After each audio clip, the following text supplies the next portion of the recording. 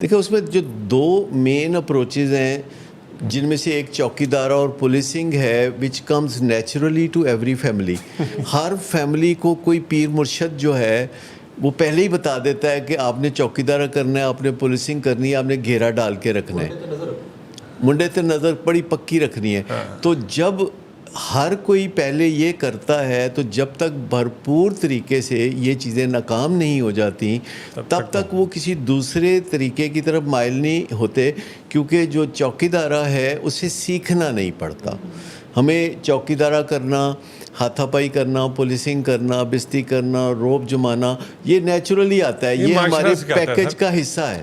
کوئی معاشرہ یہ نہیں کہے گا کہ بھئی اگر اس کو یہ چیز ہے تو ری ہیب میں جاؤ, ری ہیب سے تو پیچھے جو ٹریکر لا دو لگ جائے گا. تانوں پتہ یہ کہہ سکتے ہیں کہ اتنے حالات اس کے خراب نہیں ہیں, گھر میں تھوڑا اس کی بات کو ذرا مانیں آپ, یا ذرا یہ جو کہہ رہے ہیں نا کنوینینٹلی آپ بالکل درست کہہ رہے ہیں کہ اس کو محبت دیں, اور اگر محبت سے نہیں ماننا تو اس کا مطلب یہ کہ اس کو مزید محبت دیں. دوسرا تھوڑا فیئر انڈیوس کر دینا کہ اگر آپ اس کی بات نہیں مانتے تو یہ گھر سے چلا جائے گا. آج کل کے بچے انج ہوندے نے, تو یہ جو علاج تو نہیں کہیں گے, ہم اس کو گھریلو ٹوٹکے کہہ سکتے ہیں, یہ بیماری کو اور بڑھاتے ہیں. یہ زبیدہ آپا کے ٹوٹکے جو ہیں یہ ہر شعبے میں پائے جاتے ہیں, اور کچھ چیزیں ایسی ہیں جو کہ مجھے آج تک میں سراغ لگانے کے پیچھے ہوں کہ وہ چیزیں کیسے مشہور ہو گئی ہوئی ہیں.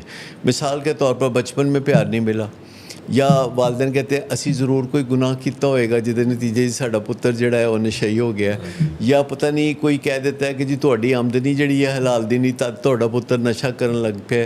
تو ایک تو بندہ ویسے تکلیف سے آدھا مرا ہوتا ہے, دوسرا اس قسم کی باتیں جب زمانے سے سنتے ہیں اور ان کو مان لیتے ہیں تو بندہ پھر دوبارہ اٹھ کے کھڑا ہونے کے قابل نہیں رہتا. علاج کی طاقت ہی نہیں آتی ہے, وہ اور سے اور اسٹرینتھ نہیں آ سکتی. تو پہلی بات ہم یہ کہنا چاہتے ہیں کہ جو پہلا ریہیب ہے وہی آخری ریہیب ہے, یعنی گھر.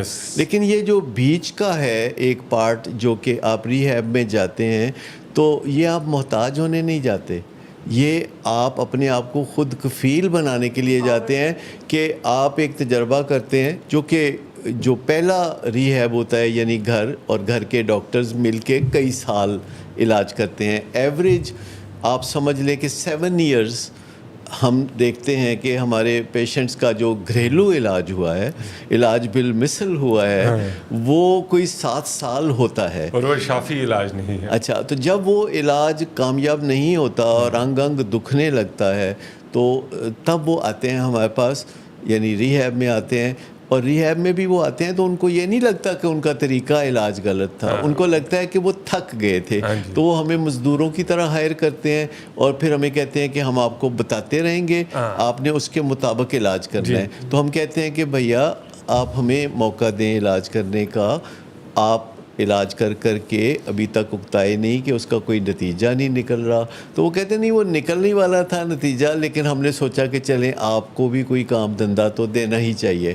تو پھر وہ بار بار جب ضد کرتے ہیں اور ہم بار بار کہتے ہیں کہ نہیں آپ ہمارے مشورے پہ چلیں, اب آپ ہمارے پاس آئے ہیں تو ہم سے سیکھ لیں, بعد میں آپ کا یہ شوق پورا ہوتا رہے گا کیونکہ باقی زندگی آپ نے ہی اس کے ساتھ چلنا ہے.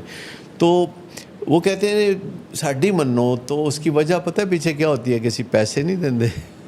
مطلب یہ ایک بات جو ہے ان کے ذہن میں ہوتی ہے. تو یہ ایسے ہی ہے کہ جیسے آپ ڈرائیور رکھ لیں اور گاڑی آپ خود چلائیں, یا آپ ڈرائیور کو بتاتے رہیں کہ کہاں سپیڈ تیز کرنی ہے اور کہاں سپیڈ ہلکی کرنی ہے, کہاں بریک لگانی ہے. تو میرا خیال ہے کہ ایسا ڈرائیور جس کو کوئی ساتھ کی سیٹ پہ بیٹھا ہوا مسلسل مشورے دے رہا ہو, بلکہ پچھلی سیٹوں سے بھی مشورے آ رہے ہوں, تو ایسا ڈرائیور تو مارے گا نا گاڑی. سر اس کی وجہ ایک بنیادی مجھے لگتی ہے جو یہ ہے کہ اس کو بیماری تو نہیں سمجھا جاتا نا سر. اگر بیماری سمجھا جائے, دیکھیں آپ کوئی بلڈ پریشر کا مریض ہو, کوئی شوگر کا مریض ہو, کوئی اسکیمک ہارٹ ڈیزیز کا مریض ہو, تو وہ کدھر جائے گا؟ کیا وہ اپنے ٹوٹکے استعمال کرے گا؟ اور اگر کرتا ہے تو اس کے نتائج کیا نکلتے ہیں؟ اس میں بھی کرتا ہے, اس میں بھی کرتا ہے. آپ دیکھیے کہ ڈائبٹیز کے مریض جو ہیں وہ سوچتے ہیں کہ اگر وہ کڑوی چیزیں کھائیں گے تو ان کا جو میٹھا خون ہے وہ میٹھا نہیں رہے گا, وہ کینسل ہو جائے گی कड़वाहट की वजह से मिठास ख़त्म हो जाएगी। लेकिन उसके नताइज आ जाते हैं ना, बहुत जल्दी उसके नताइज निकल आते हैं सामने। या वो कहते हैं कि जी अगर दिल की कोई नालियाँ बंद हो गई हैं तो वो लहसुन खाने से, अजवा खजूर खाने से वो खुल जाएंगी। तो मतलब ये चीज़ें जो हैं हर बीमारी में चलती रहती हैं। आप शायद ही कोई बीमारी ऐसी तलाश कर सकें कि जिसमें ज़ईफ़ुल इत्क़ादी और पसमानदगी नहीं पाई जाती। लेकिन मैं एक बात आपको बताऊं कि नशे की जो बीमारी है, जिसे आम तौर पर जिस्मानी बीमारी नहीं समझा जाता, दर हकीकत ये एक जिस्मानी बीमारी है। यानी हमारा जो जिगर है जिसका काम अल्कोहल और ड्रग्स को मेटाबोलाइज करना है यानी हज़म करना है, तो उसका जब हाजमा ख़राब हो जाता है इन दो चीज़ों के हवाले से, हमारे जिस्म में एक बड़ा एलेबोरेट सिस्टम है कि जो इंसान को ड्रग्स और अल्कोहल से मज़ा उठाने में मदद देता है। जब ये सिस्टम ख़राब हो जाता है, जो कि एक फ़िज़िकल ख़राबी होती है और जेनेटिक इन नेचर है, पीछे ख़ानदानों में ये जीन्स में चली आ रही होती है। कुछ ख़ानदान ऐसे होंगे कि जिनमें जब भी कोई नशा करेगा या शराब पिएगा तो नशे की बीमारी या शराबियत की बीमारी आएगी, और कुछ ख़ानदान होते हैं जिनमें लोग नशा करते हैं तो नशे की बीमारी नहीं आती। वो वैसे ही छोटे मोटे खज्जल ख्वारी में रहते हैं लेकिन नशे की बीमारी नहीं आती। असल चीज़ का इलाज करें ना आप, तो पेशेंट को कर रहे हैं, वो असल तो उसकी बीमारी जिगर में है।